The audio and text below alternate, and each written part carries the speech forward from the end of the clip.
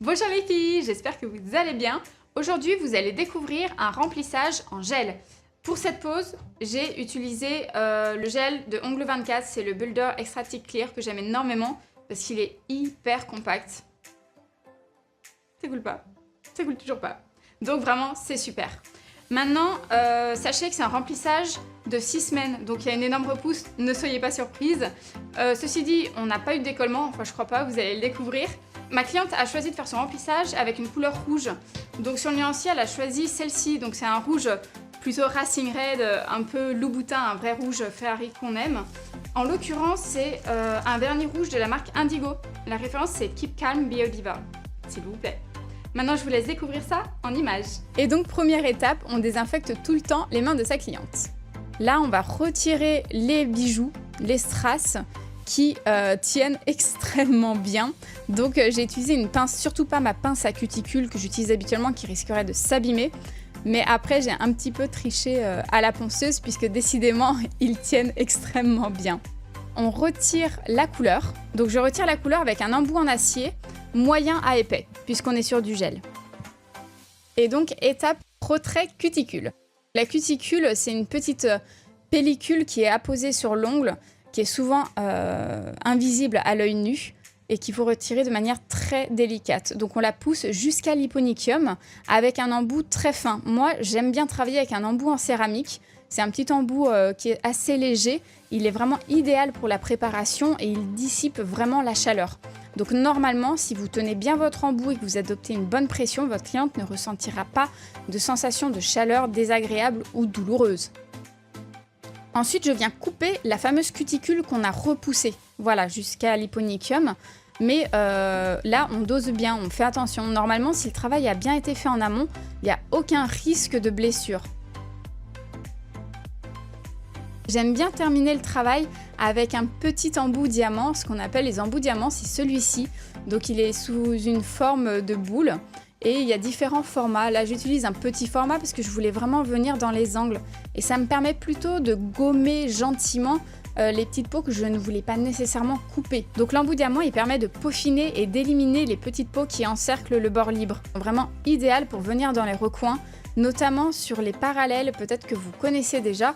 On a souvent des petites peaux, souvent appelées à tort des peaux, qui est plutôt une partie de l'ongle. Et que si on arrache ou qu'on coupe trop net, risquerait de blesser, de saigner.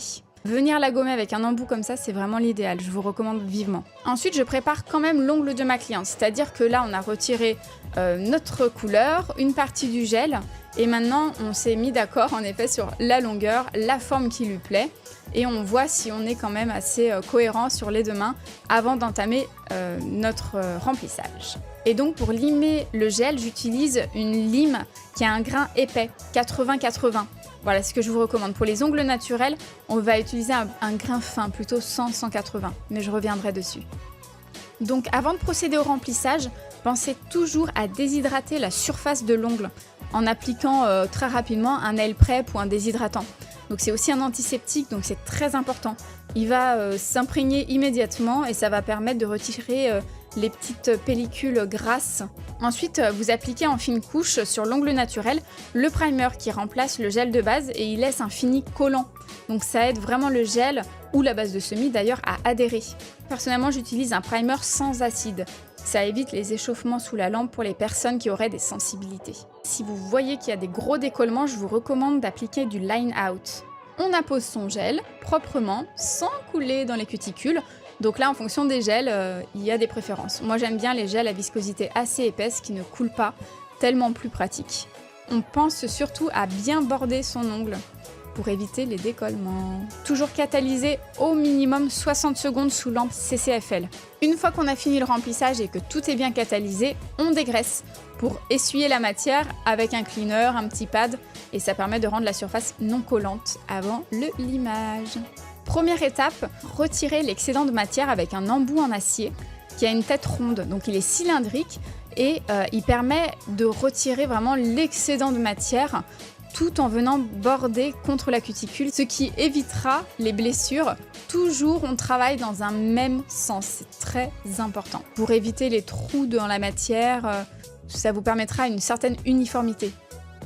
Donc là, vous voyez, par exemple, j'ai réutilisé mon petit embout en céramique puisqu'on avait du gel qui était venu se loger dans la cuticule et catalyser ainsi. Donc ce n'est pas très joli et ça risquerait de gêner ma cliente à sa repousse. Donc au besoin, on n'hésite surtout pas à changer les embouts. Voilà, là je viens de finir bien border comme il faut afin que à la repousse ce soit propre et net. Et suite à cette étape, je viens vraiment limer la matière. Je vais commencer à limer les bords libres. Toujours d'abord les bords libres dans un certain sens. Je reviendrai peut-être dans une vidéo plus précisément. On ne touche jamais la matière au milieu en premier, jamais, puisqu'on veut respecter un apex. La zone de stress, c'est ce qui va venir permettre d'amortir tous les chocs. Donc s'il vous plaît, ne retirez pas trop de matière sur le centre. Le bombé doit être respecté, mais par contre, on peut se permettre de affiner énormément les bords. C'est pas ce qui va garantir la tenue et souvent c'est inesthétique des bords libres trop épais. Donc là, on s'assure qu'on soit tous de la même longueur, c'est très important. Et on vient dépoussiérer.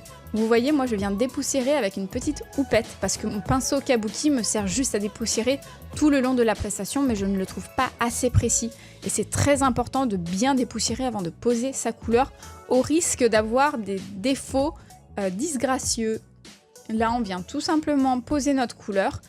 Et puisqu'on a pris soin de bien limer et de passer un petit coup de buffer au besoin le petit bloc, ça vous permet vraiment d'uniformiser avant de poser votre couleur. Le buffer, ça permet vraiment de venir gommer les défauts, les aspérités. Toujours s'assurer qu'on soit assez proche de la cuticule et on borde toujours bien. Moi j'aime bien utiliser le top coat de Ongle 24, c'est le Quick Finish. J'aime beaucoup parce qu'il a un fini très glossy et quand il sort de la lampe, inutile de dégraisser puisque justement il n'a pas de couche de dispersion. Donc on hydrate, on huile la cuticule et on passe à la photo, mon moment favori, vraiment j'adore. Voilà les filles, cette pause est terminée, j'espère qu'elle vous aura plu. Surtout pensez à me donner un like parce que ça m'aide beaucoup. Autre point, pensez à me demander dans les commentaires, me laisser des commentaires, me poser les questions que vous aurez besoin. Si je peux y répondre, ce sera avec grand plaisir. Pour la finition de notre pose sur le remplissage, j'ai utilisé le Quick Finish Gel que j'aime beaucoup parce qu'il est très glossy et surtout quand il sort de la lampe, il n'a pas de couche de dispersion, vous n'avez pas besoin de dégraisser. Pensez toujours à hydrater vos cuticules. Comme vous avez pu remarquer, on les a quand même bien sollicitées, bien embêtées. Moi j'utilise celle de chez Indigo parce que l'odeur est divine et en plus elle est bourrée de beurre de karité donc elle est très nutritive. Voilà, c'est tout pour moi. Je vous dis à très bientôt dans les prochaines vidéos. Merci, bye bye. C'est ce que tu me fais rire, c'est pas grave.